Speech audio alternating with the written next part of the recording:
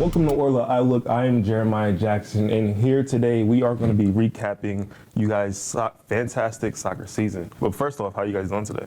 Very good. Thanks, Jeremiah. I'm good, yeah, thanks.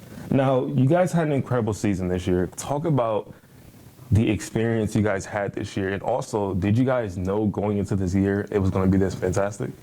Well, no, we didn't know it was going to be that good. We thought we had a good team because we had a really good group of returning players coming back. We had some good freshmen coming in. Our goal was to challenge for a championship, and then I think it got to a certain point fairly early in the season where we thought, we were going to be better than just challenging. We could actually win it. And then I think we just, you're just in the moment and you're kind of going along with it. I think once things die down a little bit, we'll reflect back and think, it really was a great season. But I don't think we necessarily thought we were going to be as good as we ended up. No, yeah, I completely agree with that. Kind of like my first 4 years here, we never even made it to like a semifinal in the GMAC championship. And it's like, you have a ton of guys that are like, why should we expect to go win a GMAC, go win a game of nationals kind of thing? So it's like a new expectation that you're just kind of like unsure of. But yeah, as Coach said, a few games in, as we kind of got the ball rolling and things, we're like, man, this actually is like a true championship caliber team. And then you start to believe, and then it just game by game, you just keep gaining confidence, and that momentum just keeps on driving you forward. Yeah. Now, GMAC champions, first advancing on PKs against Thomas More, then defeating Kentucky Wesleyan 1-0 in the GMAC final. Talk about that moment and how amazing it was winning the GMAC championship. Well, I've told people that my sort of impression was just watching the players and kind of seeing the joy on their faces. I was kind of almost living it vicariously through them, even though I was there as well. But it was just a great moment actually winning the game against Kentucky Wesleyan. I think when we were playing Thomas More in the semi-final, we thought, well, that we'll never get to the final because it was just a bizarre game. Had a bit of everything. We were ahead, we were down, we were tied.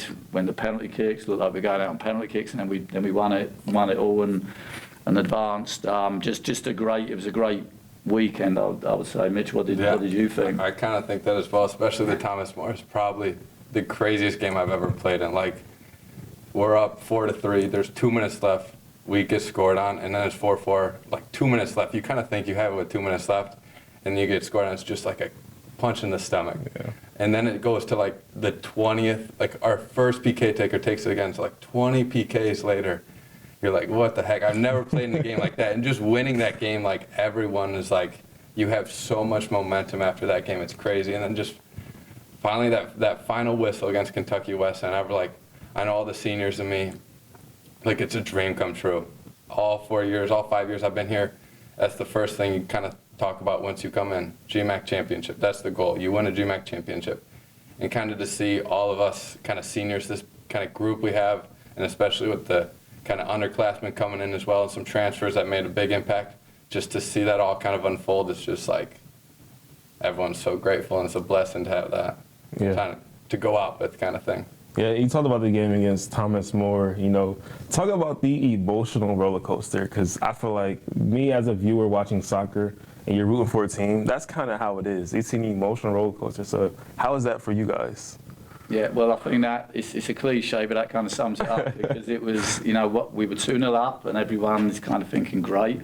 And then all of a sudden, they scored 2 goals and it's tied up. And then they score another goal, so they've scored 3 goals in a row. And now we're down, and now we're 10 minutes, whatever it is, away from going out. And then we don't just tie the game up, but we go ahead. And now, as Mitch said, 2 minutes left, it's got to be us, surely. And then they tie it. So absolutely everything. But I think the other thing is we had a team that was very resilient. So, no matter whether we were up, we were down, we were always in the game. So I thought if any team, can come back and do this, then it's definitely this team. That might have been the big characteristics of this team. It had really good leadership, players like Mitch that had been here, been here 4 years and had, started at a low level and gradually kind of worked this team up to where they were.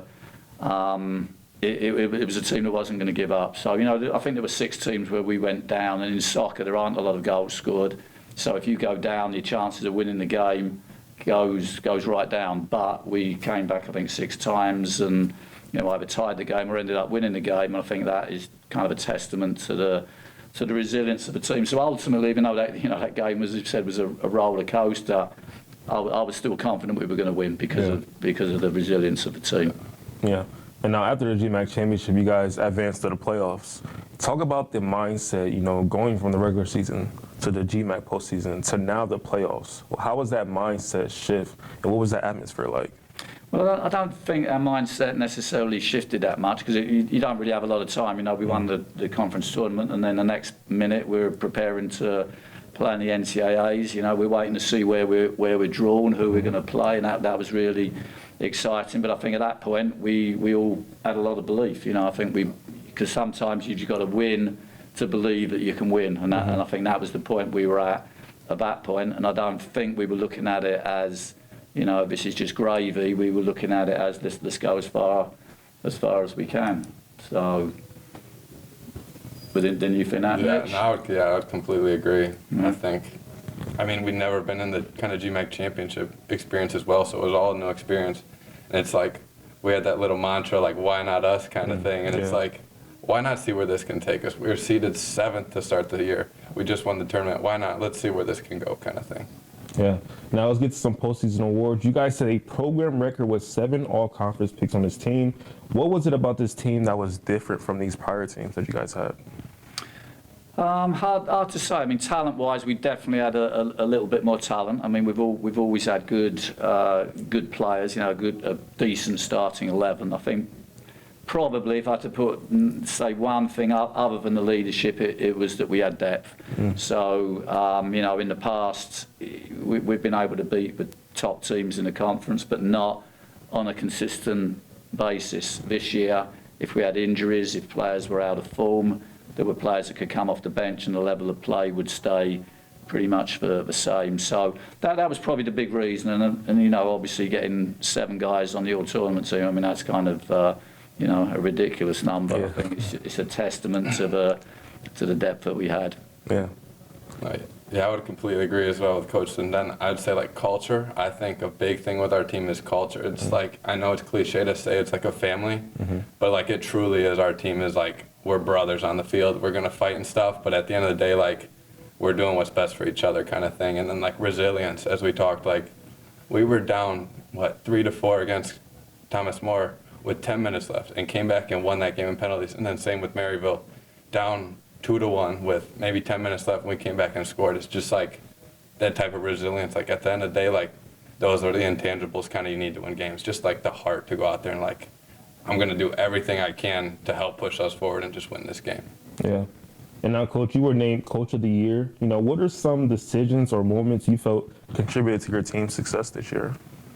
I don't think there was any one in particular, but Coach of the Year is kind of just a reflection of a successful team. That's what it boils down to. I think, as Mitch said, the culture was probably the big piece of the puzzle. The team, if things were going wrong, we weren't negative. Perhaps in the past we've been a little bit more negative and frustrated when things go wrong. I think with this team, if things were going wrong, we just figured out a way to make it work. And I think everybody kind of knew their role, because there were guys coming off the bench who, on a different team at a different moment in time, would have been starters and were probably not happy that they were coming off the bench, but accepted their role and fought for the team. So I think that was another of the factors that gave us a successful year.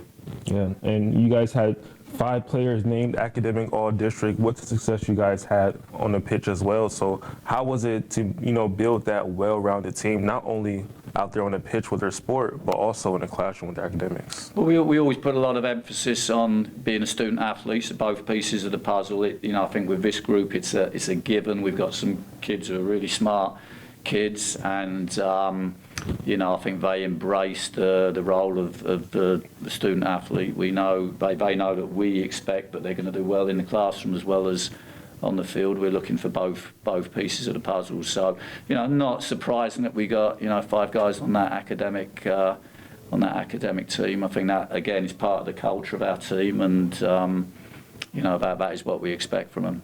Yeah. And final question: looking back on this season, what are some of you guys' favorite moments from this year? Wow. Well, there were just a lot. I mean, some of the comebacks were great. Probably the Thomas More game kind of sums up everything. I mean, that had a ridiculous amount of drama in it. All the way to the penalty kicks, and the guy that scored what turned out to be the winning penalty kick, he'd already missed his first one, so there's an extra bit of pressure on him. And just that game kind of, I wouldn't say summed up our season, but was just sort of emblematic of the sort of the character, the commitment of the guys, and the talent of the guys that we had. Especially the seniors, because they've been with the program for a while, and have been there but not quite there, and then this year everything kind of finally coalesced. So that would be my take on it. Yeah, I would say the exact same thing as that Thomas More game. Like, as I said, craziest game of my life. It literally felt like a championship game, in my opinion. Like, your emotions were so up, so down, and it was just all over the place. And just like, I remember going up to my parents at the end of the game, and they're like even so stressed. They're like freaking out about the game too. Just like all the people that were watching, like that game had them freaking out and all this kind of things. It was just, that was probably the best part of the season for me. Yeah, I think the Kentucky Wesleyan final game was almost sort of anticlimactic. At the end when we won, it was great, but I expected us to win that game. Once we got through Thomas More, we were going to win. And that will do it. Findlay Oilers are your 2024 GMAC tournament champions. Well, thank you two for joining us today. Thank you. And thank you guys for watching Oil Outlook.